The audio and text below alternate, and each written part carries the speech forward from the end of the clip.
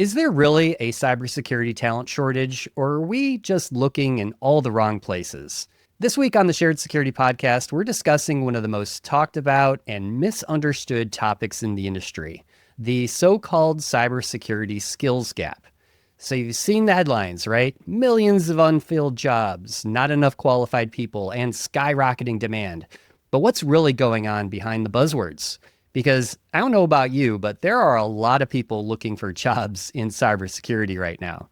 So today we'll explore whether the shortage is a myth, a mismatch, or something else entirely, and what companies and professionals can actually do about it. So whether you're breaking into the field, hiring, or just trying to keep your team afloat, this is one conversation you don't want to miss. And joining me for this conversation is Katie Soper, Senior Consultant at Avetix Cyber and co-founder of the CyberVault Podcast. Welcome to the show, Katie. Thank you so much for having me on, Tom. Yes, a fellow podcaster. I always love talking to other podcasters because we share the passion for actually doing this, right? Absolutely. Yeah, but definitely got a love for the space and a love for hearing everybody's thoughts for sure. Yes, definitely. So before we get into things, could you just give a little bit of an overview about who you are and kind of what your current role is at Avetix? Yeah, absolutely. So what we are, first and foremost, we're a recruitment company, but we work within the cybersecurity space. And that can be across kind of early stage startups, established enterprises, and that's technical roles, sales roles, executive positions. And we kind of cover the full spectrum, really. And we do a lot of work with kind of like VC firms and kind of, I suppose, help broker introductions and just get a lot of exposure to the space of where the funding's going and kind of, I suppose, where the main targeted hires are, or at least where that demand is. And I suppose that's kind of where the podcast stemmed from, because we've got that great network. So let's kind of get exposure to kind of what's going on in the space. But yeah, look, that's a little bit of an overview, I suppose. Nice. Very nice. So you're obviously in the middle of all of this, right? With interviewing people, recruiting, all of that.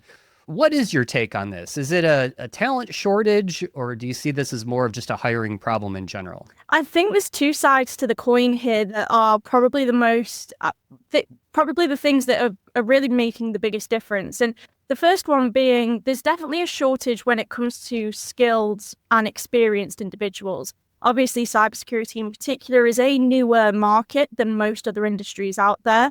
And the typical avenue into security isn't necessarily the quickest. You know, somebody has to maybe be working in tech for a few years before they get into it. So there's definitely a gap at that more kind of experience level. But I think the other side of the coin is the lack of companies wanting to accept more junior talent or junior resources.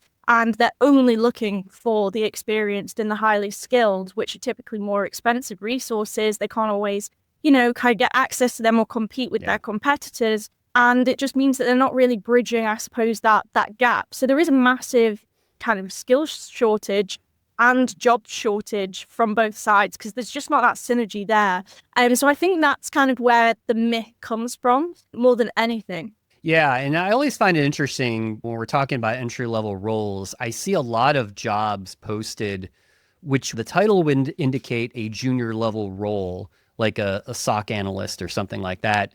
And then I see in the requirements 3 to 5 years of experience working in a SOC. And I'm like, well, wait a minute, that's not a entry-level role, even though the title and the beginning, when you start reading, this seems like a junior role. Are you seeing a lot of that as well, of just like this mismatch in terms of like what's being written in these job descriptions? Yeah, definitely. I think one of the things that people are typically kind of looking for is the alignment with what is actually entry level, and then the expectation of like what a junior role is from a company's perspective is they do want somebody who has experience, and that can be really challenging because it's really hard to then kind of get in any other avenue than, say, like a grad program or something like that. So typically companies will often kind of anticipate, if I'm getting somebody with no experience, I'm going to do them through some kind of internship or whatever it may be. I don't actually want to pay the cost that resource would be. So they're often kind of saying, we want them to have exposure and working with it. I think sometimes there's a misrepresentation on job descriptions where they will say, we need you 5 years working in a SOC. What they actually might mean is they want you to understand and have exposure, or maybe have a little bit of kind of an insight into what that looks like, instead of having no real life application experience and say just doing it from like a textbook. But again, there's definitely a big kind of companies not wanting to pay for somebody who doesn't necessarily have the immediate skill set, and they'll still call it junior, even though 5 years to me is not junior. Yeah, and kind of like on the topic of entry level, I've actually noticed that there's been less and less internship or co-op type opportunities for people to get started or to get into an apprenticeship or something like that in cyber. I don't know if that's something you've noticed as well. Do you think that might be due to just companies cutting back on funding these types of entry level programs? I think that, again, there could be a couple of mixture, a few different things that we're seeing here. One of them being that the problem with cybersecurity is it's an instant demand. If you're bringing somebody in to fulfill a role, your expectation is, I need this person to solve a problem. And 9 times out of 10, that role is being kind of made because something's happened, because something's gone wrong, and they've gone, oh no, we're too short. We actually need to invest in this, because that's the catch-22 of cyber, that people often don't take it seriously until they've been impacted. It's always the, well, it won't happen to us. We're not that percentage, when they don't realize that it's all about the prevention piece, which more often than not comes from, yes, your product, but also your team. So I think kind of that's one big challenge, is companies are like, we can't afford to bring in and train up junior resources because we don't have the capacity. Our costs need to go on the now and the immediate fixes. And that's a real downside. And I think the other thing being that there's different pathways into security now. And the biggest challenge realistically from a lot of those programs, with the fact that there's just so many people trying to get into them. So I think it almost became we've had hundreds of applications for a very junior level role. This is a very time consuming thing. Maybe there's different avenues we can go down to secure this talent, instead of just doing a typical, we'll advertise that we're doing some kind of internship or program. So it's actually become, I would say, more network reliant or more university partnership reliant.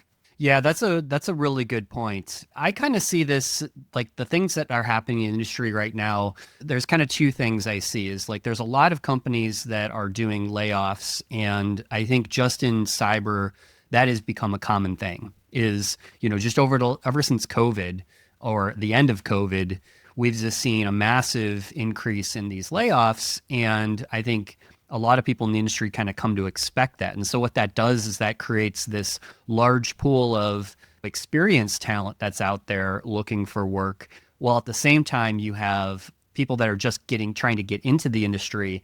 And I don't think we've ever seen this many people all at the same time trying to break into an industry where you also have a large number of people that have been laid off, also looking for jobs. And in some cases, they may be willing to take a pay cut or take a lower level position just because they've been unemployed for so long. Have you seen a lot of kind of this interesting mix in terms of people that are at either different stages of their career or they've been laid off and they're looking for work? Yeah, I think one of the most challenging things that I've actually seen over the past couple of years has been the mass redundancies that have been made within security. And actually what it's done is it's defined what the actual, when people talk about like talent shortage, I actually think it's more specifically a skill shortage, because there's specific skills that people need right now. So the unfortunate thing being that there's been a lot of kind of similar roles that have gone through mass redundancies. And some of that have been kind of, for whatever reason, for a prime example could be like customer success. There's some businesses that see the importance, and then there's some businesses that see that as where they can pull and have it as a bit of a cost saving. Oh, well, we can have somebody who can kind of hybrid that role. Why pay for two? And then that brings its a whole nother kind of thing of issues. But so that's kind of someone that's a division that's been pretty consistently hit.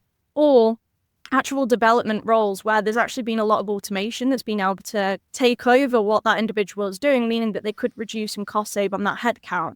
And what it's just done is it's presented this massive gap of people that actually don't necessarily have the human kind of skill. And what I mean by that is the communication piece, and more than anything, the translation. How do you talk to business-led or non-technical individuals so they can truly understand security in the products that they're talking about? Because it doesn't matter at this point whether you're a developer, an implementer, a salesperson, or whatever it could be. At the end of the day, it's becoming a very customer-centric market that's all about education. And if you don't have that skill and you're not taking the time to hone in on that, that's where we've seen this massive shortage at the experience level. And I think for people then having to recognize, I might have to take a step back, or I might have to take a pay drop. I think the other thing being COVID did offer an opportunity for people to kind of get this sudden ridiculous pay increase, which did then leave this real imbalance of actually we're spending way too much money on these resources. We simply can't afford it. And that's definitely been a downside. But yeah, to caveat that, there's a lot of people that want to get into security. But the challenge there being, you've got a lot of grads coming from college that are in a position where they've all got the same qualifications, they've all done the same degrees. Maybe they've gone out and got specific certifications, but they're struggling to get the real world application experience, which means you've suddenly got thousands of junior level individuals that are competing for a very small percentage of junior roles. So again, like I say, it leaves this gap in the middle, but there's they're definitely the main, I would say, skill shortage that seems to be noticeable among those is that communication piece that I think is why there's been a real challenge over the past, especially 12 to 18 months. Yeah, that's a really good point just about the other skills that are needed, because like I talked to some college grads, and it's interesting to me because pretty much, I'd say every university now has a cybersecurity degree or courses, and this didn't exist even 10, 15 years ago.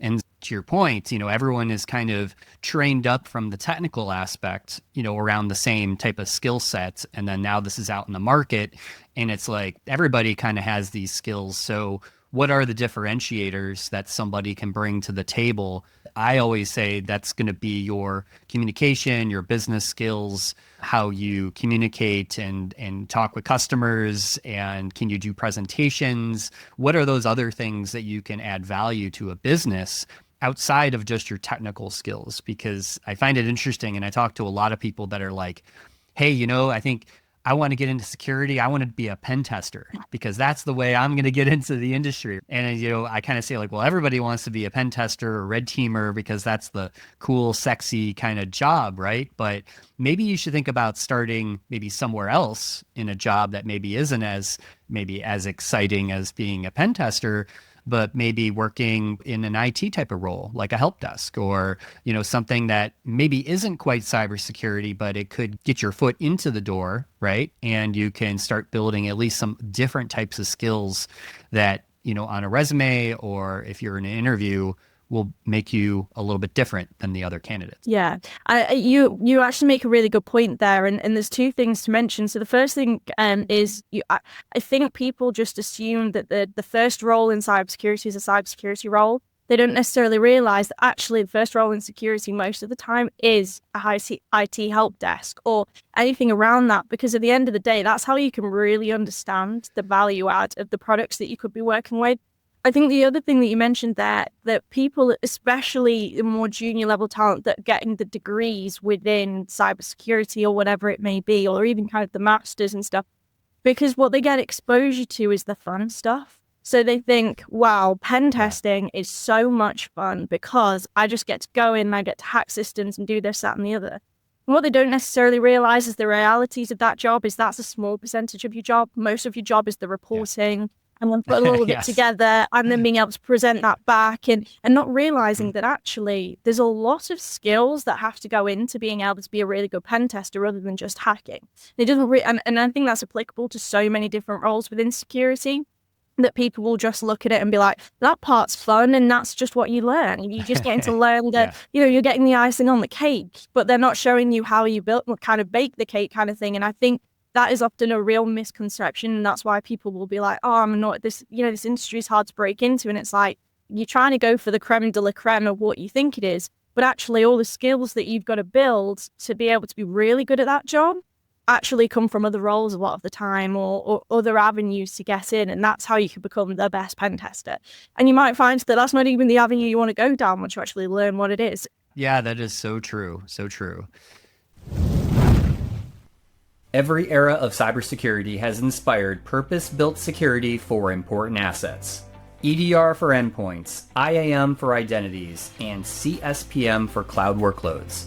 Yet somehow, the system that modern companies really live in, Google Workspace, is still protected by a patchwork of tools created for different purposes. Documents, data, communications, and accounts all live in Google Workspace. It's time to implement dedicated protection for this critical infrastructure. Material Security is the first and only detection and response platform purpose-built to defend Google Workspace. Other point solutions treat Google as an afterthought, leaving you with massive gaps in coverage. Material provides continuous protection across your entire environment before, during, and after an incident. The platform automatically identifies vulnerabilities and suspicious activity, reduces the impact of a breach, and protects sensitive data even when credentials are compromised. Sophisticated email attacks, risky misconfigurations, shadow IT, account takeovers. Material not only monitors everything continuously, it applies fixes and steps to make sure information only flows where it's supposed to go. So, if you're ready to stop trying to fill the gaps and start getting ahead of threats, check out Material Security. Learn more at material.security. That's material.security. So, from your perspective, like how can companies, adjust their hiring practices, just keeping in mind the things that you're seeing, like maybe the mistakes that you see companies making? Yeah, I think one thing is job descriptions. And I think kind of, relying on job descriptions is pretty tough in this market anyway, especially if you're looking for if you're open to entry level, because you will unfortunately just find that there's so much competition out there. But I think one thing that people do is they kind of say, oh, well, we'll write a job description for the dream candidate, and then people will probably apply anyway. Actually, what you do is you turn away a lot of potentially really well-aligned individuals that, especially if you're looking to, say, try and target a more diverse candidate pool, you're unintentionally kind of dismissing people there because you're not necessarily articulating actually what you're open to. So I think that's the first thing, kind of having it too technical or too bullet pointy and not necessarily recognizing that there's an opportunity here and maybe we want somebody we can mold into this role, and how do we make it open for that? I think the other thing is hiring processes. People are really, these days, I don't know how people still have like 4, 5, 6 stage hiring processes. Whether it's an executive role, you probably get away with it. But for anything that's junior, mid, or even kind of, the senior level, it's, if you're needing more than 3 stages in your process, you're probably losing the creme de la creme talent because they're getting snatched up by someone who doesn't have that. But secondly, you're kind of making that process more overwhelming. And again, you might be filtering out individuals that aren't necessarily always really great at, a take-home test or whatever it may be.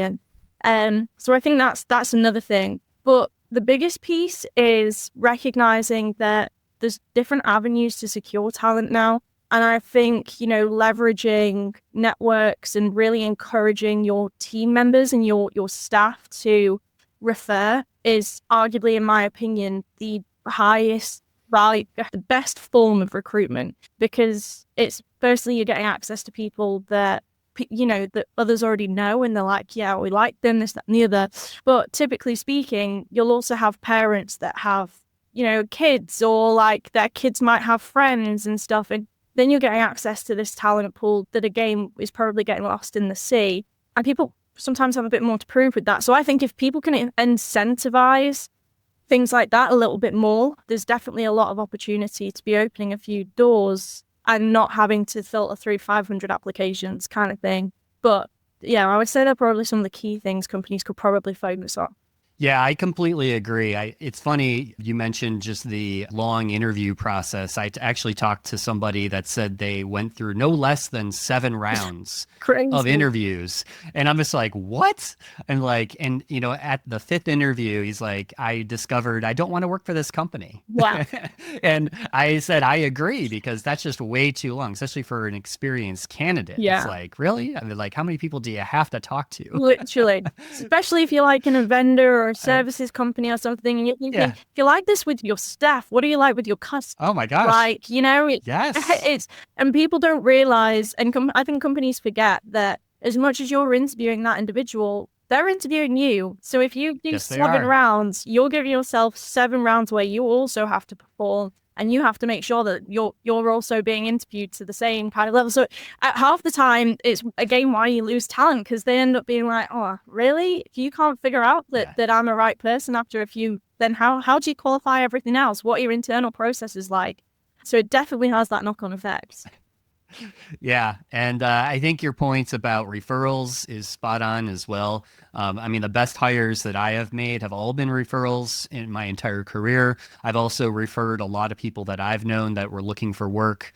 They've gotten jobs just because I've talked to the hiring manager, or I know people in the industry, and helped them get that job, which kind of leads to just the point about networking. Yeah. And why networking is just so important. I mean, it's always been important, but I think in the current market that we're in, networking becomes kind of this new skill that people need to hone in, and they need to learn the kind of techniques about how do I go to conferences and meet people, right? How do I get involved in these different, industry groups and other things so I can start to get to know people?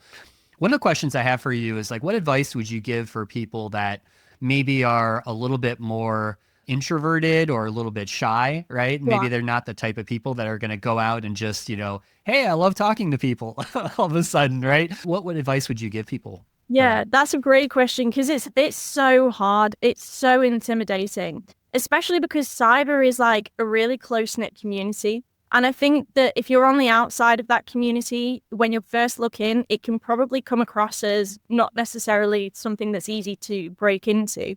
But I would have two key bits of advice. The first one being, try and kind of find people that are constantly talking. There's a lot of people out there that will talk about being a mentor or are advocating for kind of different people, and they're quite out there and be like, if anyone's interested, reach out to me. And there's a lot of people that are vocal on platforms like LinkedIn. And I think the power in being able to learn how to navigate LinkedIn and identify the people that are very much wanting to have that positive contribution is a great place to start, because they're also more than likely very much integrated in the cybersecurity ecosystem, and will probably be able to help refer you on to more people and be like, hey, well, if you're coming to this conference, come to this event with me, and then I'll get you introduced to some people. Or even just being able to say, oh, reach out to so-and-so. They'll probably be interested in a conversation. And I think that's and it's a little bit easier sometimes doing that behind the screen to start with, and just building up your confidence, outreaching. So what's the worst that can happen? They don't reply to your message. Right. They decline it. They say, sorry, I can't help right now. But at the end of the day, sometimes the no's don't forget you, and they sometimes circle back round even if it's years later, and it's always worth the message. And then the second piece would be, there's a lot of initiatives and a lot of groups out there, especially at some of these conferences, that are intentionally tailored to either more junior resources or individuals that are coming from different industries or whatever it may be. And I would say identify them and do your best to attend them. And if a big conference is a bit intimidating, you'll probably notice that there's a lot of local conferences, and there's also a lot of local cyber communities, or even just tech communities. And that can be a good place to start. Start with your local networking. Start with people that are literally on your doorstep. You don't have to be flying to Vegas and going to Black Hat to kind of have that as your introductory thing. You can, especially if you're in some of those more hotspot locations, but even if you're in somewhere that's not known for a huge kind of talent pool within the industry, there's probably still some form of networking pages or whatever it could be that you can join. And I just think they're the two key places to start.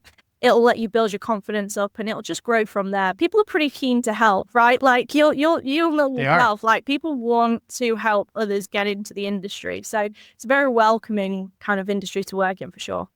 Yeah, it really is. So last question for you. What is the best advice you'd give someone trying to break into cyber today? Honestly, it probably circles around to what we were just closing out on there, but network, and network. Mm-hmm. Like it is the most underrated superpower in my opinion, because whether you're speaking with other people that are trying to break into the industry, if you're speaking to experts, if you're speaking to retired people, or you're just speaking to advice, it doesn't matter who you're speaking to. Everybody's got a bit of insight, they've got a bit of knowledge. And like people, I literally say cybersecurity is like 2 degrees of separation. Like nobody's that far away, kind of removed. And that's globally as well. Like chances are you'll only be a couple of connections away. And it's a superpower. I have spoken to so many people that have never had to apply to a job because early on in their career, they started networking and they just built an incredible network of valuable people. And the connections you make right now probably won't have an immediate impact on you, but they will throughout your career and add value to your network as much as your network adds value to you. But if I could put exclamation marks on it and stamp it everywhere, I'd just be like, go out there and meet people and get connected. It will accelerate your career in every single possible way. I 100% agree. That is the best advice and very similar advice that I give people as well. Network, get your name out there as much as you can. And I always say it's not always what you know, but it's who you know. Absolutely. Yeah.